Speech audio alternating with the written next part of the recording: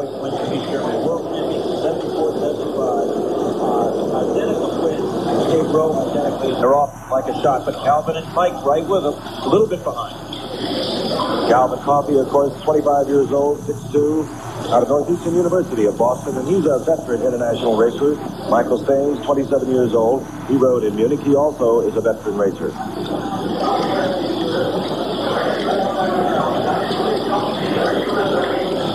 Once again, Coffey and Staines, as they did in the heat you might have seen yesterday on the televised, have to stay with the leaders the first 500. They row the middle 1,000 very well. Stiff crosswind. They're in the protected lane if there is one. And if they can stay with them for the first 500 to 750 meters, they should be able to row with the whole field down through the finish. East Germany out in front, the Landboy twins, and they are rowing in lanes 2 through 7 rather than lanes 1 through 6. That's to take away that extra advantage you would have in lane 1, but nevertheless the U.S. in that crosswind in lane 1 should have just a little bit of an edge, but they're going to need everything they can get because the Landboy twins from East Germany are favored to win this. As Fritz Haas, the silver medalist in Munich, said a moment ago, they won the gold in 74, again in 75, and they are favored to win right here today.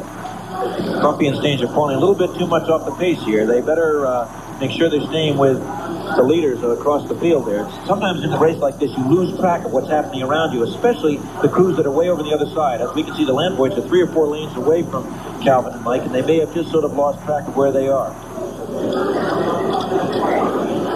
At the moment, it is East Germany. They're rowing out in lane number 7. And in second place, the West Germans are in second place. It looks like the Czechs are in third. It's hard to get a perspective here because we can't see the whole field. These are not ABC cameras. But it looks like the Czechs and the West Germans are in there for second and third. The Landboys are starting. This is a typical race pattern for them. They pull right out at the start and just row away and see what happens to the rest of the race. They're just so strong. Now, you'll get a feel here for the technique. Look at their backs. In the curved back, look at how identical they are. I mean, they just row like they're still in the umbilical, attached with the umbilical cord. Unbelievable precision. And look at Cal. Here they are in second place. They've come up. They're finally in our picture. We can see they've moved by the West Germans and rowing strong. Calvin and Mike came into this regatta not particularly well known in the international scene as far as a pair. We really hadn't seen them against this kind of caliber competition. They've been strong every race. It's hard to tell. The Landboys, of course, really favored, but now here comes the Americans pulling hard. They are now in second place. Second place, ahead of the West Germans. East Germany out in front. The Landboy twins, followed by Calvin Coffey and Michael Staines in the first lane. You do not see them now, but here's the East Germans. Now, you'll get a distorted picture a little bit with these cameras. They are coming from a great distance, and you will not get the picture exact. But nevertheless, the East Germans, top of your screen. They are the leaders, and here comes the U.S. Coffey and Staines rowing right on it. They've rowed through the whole field, and now they've only got the Landboys to contend with. They've got to keep coming. They're really rowing together also, just like the Landboys. What goes through your mind at this point? Well, obviously Staines and Coffey, I don't think they expected to be this far ahead of the field. They've now got to concentrate on going after the Landboy twins. This is when it really starts to hurt. You get coming into that 1,000, coming into the halfway point is when the 2 minutes, you're beyond here. As you can see, it's 3 minutes here, and it's really starting to hurt. This is where their conditioning should help. Okay, 1,000 meters to go here in the pair without Coxon. The East Germans out in front, but just a little bit. Surprisingly, the U.S. both. It's Calvin Coffey, it's Stroke, it's Michael Staines at bow. They're right there with him. The Czechoslovakian boat is in third place. But here are the East German twins, the Landboys, York and Bernd. And, of course, as Fritz Haas, the silver medalist from the Munich Games in our 8, has told us many times, they row just like they are. They're identical twins. They're almost as if they know every thought, everything that's going on in each other's minds. But right now, the American boat is really giving them a contest. They're only about a length down now. The Landboys are rowing 32, 33 strokes a minute. Calvin and Mike are about 35. This is for the gold medal, pair without Coxon. Staines and Coffey have a good finish. They have a good finish. The last 500, they're strong in. So they may have a shot at the Landboys. And it would be one of the surprises of all time, wouldn't you say, Fritz? This is a surprise that they're in here. No one expected them to even qualify for the finals when they first came. They're just rowing through this whole field. There is the remainder of the field, and it is for the gold medal. The East Germans are out in front. The Landboy twins, York, Stroke, Bernd in the bow. They are favored. They won the gold medal in 74. They won it again in 75. And now they are just about a boat ahead. You'll get a distorted picture. Again, these are not our cameras, and they are shooting from a long way away. and it does distort just a little bit. But those are the buoys. You can align the boat with that. It's just about a 1-point boat lead now by the East Germans over the U.S.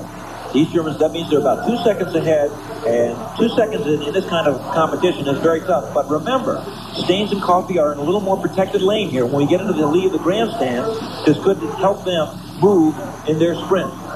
Heading into the final 500 meters, and this is where you really have to reach down and come up with that extra something, Fritz, and sometimes it's just not there. I'll tell you, here they go. It's the last 500, about 60 strokes to go. And you don't want to row those 60 strokes, and the people that win the medals are the ones who row. There's the West Germans in 3rd place, and the Yugoslavians in 4th. So it's East Germany, the United States with the West Germans coming on hard as they close into the final 250 meters, and it is going to be some kind of a race.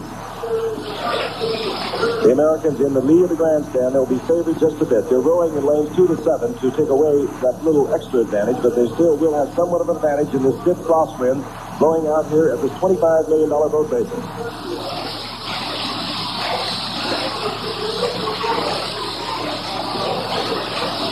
Here they come. Now they're into your picture. They're 1 boat length down. They're coming into 250 to go. This is a lot to make up against somebody like the Landward, but they may be able to do it. They can really latch on for the last 30. As the fatigue sets in, how is the stroke, Fritz? I'm surprised that they haven't gone up a little bit higher now to try to move in on the Landwards. Okay, right now, the West Germans are starting to move, and the East Germans are beginning to move out just a little bit. The United States is in there for 2nd place. East Germans pulling away. West Germans are coming. They're Coffee and Staines just to the right of your screen. It's a little bit misleading in this picture, but they're about a length down, but it looks like they're in good position for the silver medal. Now the West Germans are putting on their sprint. The West Germans are taking the stroke up. I think Calvin and Mike have them well under control. East Germans have not won here today. It's sort of the world against the East Germans. They lost 4 with Cox, the double stalls, but here they look like they're going to take the gold in pair without Coxon, and the United States is coming in for a silver. That in itself is surprising. Oh, it's a big story. This is our weak men's team has been very disappointing this year. This is a very big story that Calvin and Mike have come in with a silver medal. Just unbelievable. East Germans unofficially winning the gold, the United States unofficially winning the silver, and the bronze goes to West Germany. That, of course, unofficial. As they go across the finish line, it is Calvin Coffey, Michael Staines. 5-second field from the stadium.